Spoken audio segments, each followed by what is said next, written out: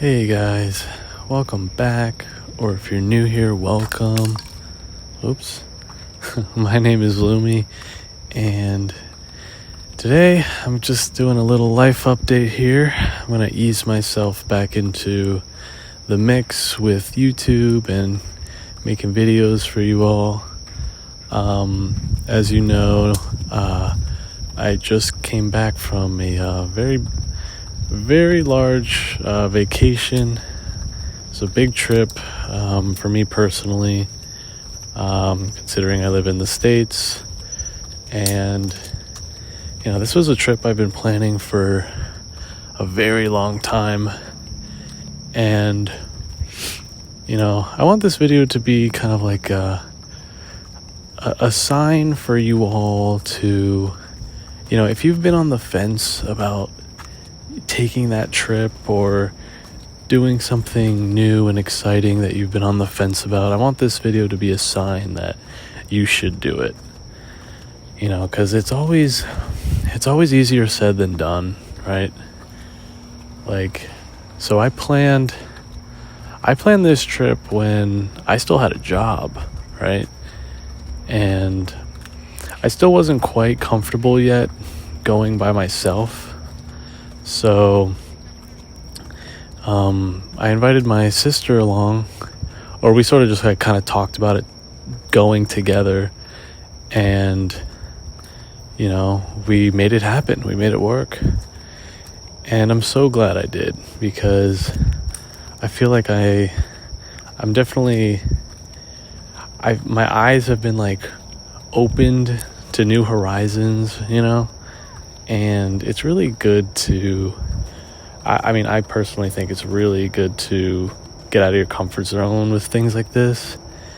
They even say that, I think there were studies done that traveling or just trying new things in general opens new pathways in the brain, new receptors and neurons are firing and stuff. It's just overall a good health thing. And you probably hear it in my voice that I just sound like I'm kind of glowing. I've got that post-travel afterglow for sure. But Japan is a really cool place, especially if you like Japanese culture and the history. If you like anime, manga, all that stuff. It's the home of it, right? And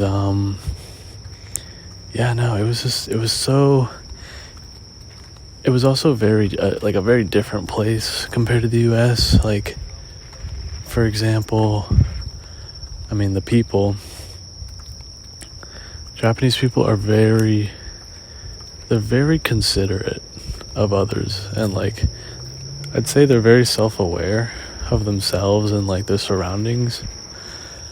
Unlike here, where there's a very big and firm we go all in on individualism in America, to the point where it almost bites us in the ass, because you see people our crime here is higher. We have, I think more social problems. That's not to say Japan is perfect. They have their own set of problems unique to their country for sure. One thing I notice is the people are they keep to themselves. You won't see people on the street just talking to one another, complete strangers talking to one another. That just kind of doesn't happen unless you're talking to someone in retail, or you're buying something. Just going up to someone and starting a conversation is almost unheard of. And so I would say the people are definitely more reserved and like shy even.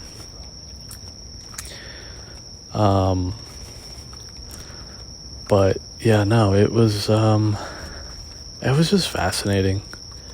Like, I spent 2 weeks there. I had prepared all the videos you guys have been seeing the past 2 weeks have been like pre-prepared. I was going hard like right before I left.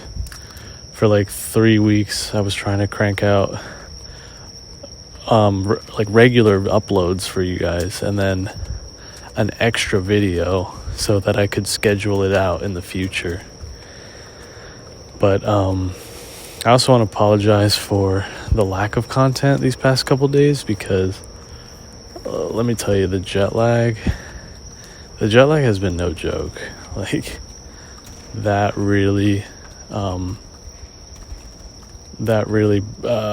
put a damper on my, I guess, like, drive, if you will.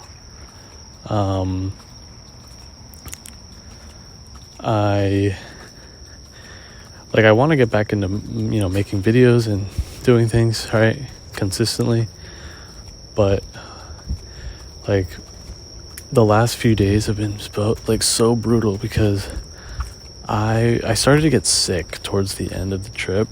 We were moving around so much that I started coming down with like a little cold. It wasn't nearly as bad as like what my sister experienced. Unfortunately, she got super bad food poisoning and was like down for the count for a good full day. Thankfully, we really didn't have much planned that day.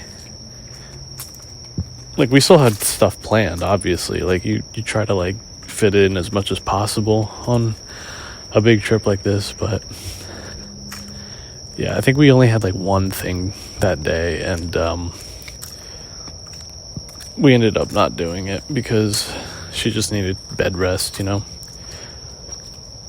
got so scared though. I thought I started researching, like, how long should you wait? How long should you give a healthy person time to ride out food poisoning before you need to like consider the hospital? Because one thing about food poisoning is you have to be careful you don't get dehydrated.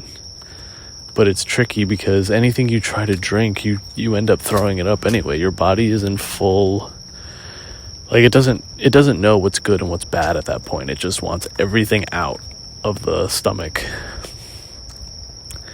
So any like little sips of water you can take the tiniest sips, and 20 minutes will go by and you'll have to throw it up. But yeah, no, she was a real trooper. And thankfully it didn't get to the point where we had to go to the hospital. There was one really close by to our hotel, like within walking distance, like literally 3 blocks away, and it accepted foreigners. But it would have been scary trying to talk to, Japanese doctors. I'm sure they speak, everyone in Japan kind of speaks a little bit of English. I would compare it to how in America, you're basically, like, everyone in grade school basically takes Japanese, or not Japanese, they take Spanish. So you learn basic Spanish, like just enough to get by, unless you like take it really seriously and you go to honors courses or whatever. I never was that into Spanish as a kid, so I know just enough to get by. But yeah, everyone in Japan kind of knows a little bit of English, except, ironically enough, the train conductors and like the train station staff, they hardly spoke any English. Funny enough, you would think they would know more English than like the people who worked at restaurants and like people on the street. No, these guys knew almost nothing. And they had like a little translator around their neck, and they would like talk into it, and they would show you the translation in English, like on a little screen. But yeah, you can kind of hear it. I'm like all stuffed up, and yeah, I'm not at 100% just yet. But yeah, that was interesting. We took the trains a lot, all over Japan. The subway even. So the subway, I definitely recommend the subway because yes, it's intimidating at first, but once you get the card and you upload, or you have to like charge it with cash. It only takes cash. You go to these little like kiosk machines, you put your card in, and you throw like 2,000 yen into it, which is like I think the equivalent of like $15, $14. And then you just like tap the card. They're called IC cards. You tap the card to the little like entry gates, and they let you on. And the subway is super, it's like any other subway in any other major city. It's very easy to navigate. Like if you've ever taken a subway before, you'll be fine. But the long distance trains, which we bought the pass for, it's called the JR pass. The JR, like Japan, or what is it? Japan Rail. I think it's like a federal. It's like a federal backed like company, I believe. But yeah, it wasn't cheap to get that pass. And we believed, like, so they market it as like this. They market it as like this unlimited, like easy pass. Buy this pass and you can jump on and jump off any long distance train, like the Shinkansen, right? The bullet trains that go up and down the country. And we believed that, we thought that was the case. And we didn't get any warnings that we had to learn the hard way that only some trains allow that. And they can be the some trains on the same track. It's not like a different platform or station. You can be at the right station on the right track, but get on the wrong train. So, as you can see, that can be a little confusing. So yeah, there was one day where we were going from Kyoto to Japan, or to Tokyo, and we got kicked off not once but twice.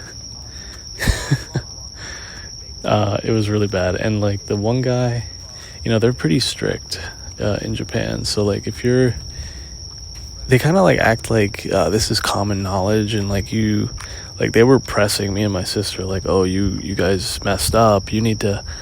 This is the fastest train that you can take from Kyoto to Japan. There's no stops in between.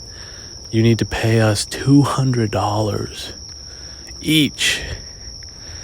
And yeah, needless to say, we were pretty freaked out, but we told him, like, look, dude, we're happy to pay this, but we don't have cash. This was towards the end of the trip. We had already used all the cash we brought. And he was like, one moment, please. And he goes into this back room. I think he calls like his manager or supervisor or whatever.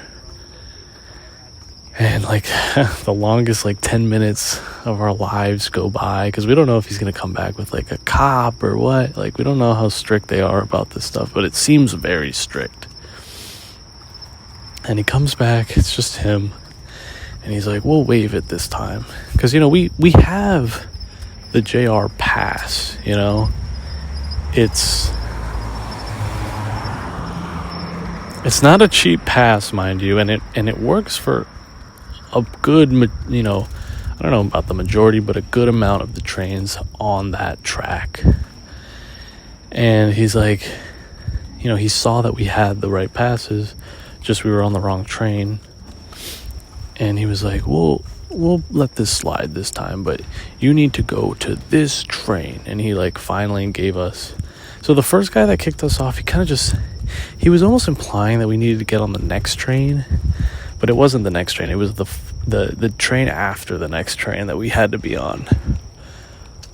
So the guy that kicked us off the second train was like, go here, and he like showed us a picture of the train number, like the track, the time, basically like all the info we needed to get on. And yeah, we finally made it on the right train. But yeah, it's like, this sounds like a stressful thing, and it almost sounds like I'm complaining about it, but it was an adventure. You know, it was like one of those things that you look back on. Yeah, it kind of like sucked in the moment, but you know, things like these are gonna happen anywhere you go. You know, that's foreign to you, that you don't know how to get around. Like, and we clearly we are, you know, these clueless Americans kind of just like trying to find our way. And I know that's not an excuse, right? But like, it was our first time on the train. So that's like, the fact that it was our first time, and also we weren't even from here. We don't speak the language, you know, everything's in Japanese. I mean, it has gotten better. Like, there are more things. So, like, my sister had gone to Japan a long time ago when she was much younger. So this is her second time visiting. And she said the first time she went, which was like over 15 years ago, there were hardly any English signs. Like, most of it was in Japanese. But now, most signage has English translation underneath. So I'd say it's definitely gotten a little bit more foreigner friendly. But yeah, no, it was a fantastic trip. Probably one of, if not the best trip I've ever taken in my whole life. So seriously, like, if you guys are on the fence about taking that trip, that dream trip you've always wanted to take, do it. Like, try and make it work. Try and find the time. Try and find the money. You know, just do it, because at the end of the day, we're not getting any younger, right? Like, I really wanted to do this because, you know, I didn't have a really good health year. My health kind of like deteriorated this year, and or I should say last year. It's almost been a full year since I had that happen to me, but you know, it just goes to show that, like, we're not getting any healthier, we're not getting any younger. So you got to make time for these things, because if you just wait forever, you know, life will just pass you by, and that's it. So I don't know, that's my Lumi wisdom for you guys tonight. So, but anyway, guys, I hope you enjoyed. Leave a like if you did, dislike it if you dislike it. Let me know in the comments down below. Would you ever want to visit Japan? Or let me know, what is your dream ideal trip? Where would you want to visit? Let me know in the comments below. I'd love to hear it. And as always, consider subscribing if you enjoy this sort of thing. But anyway, guys, I will catch you in the next one. Later.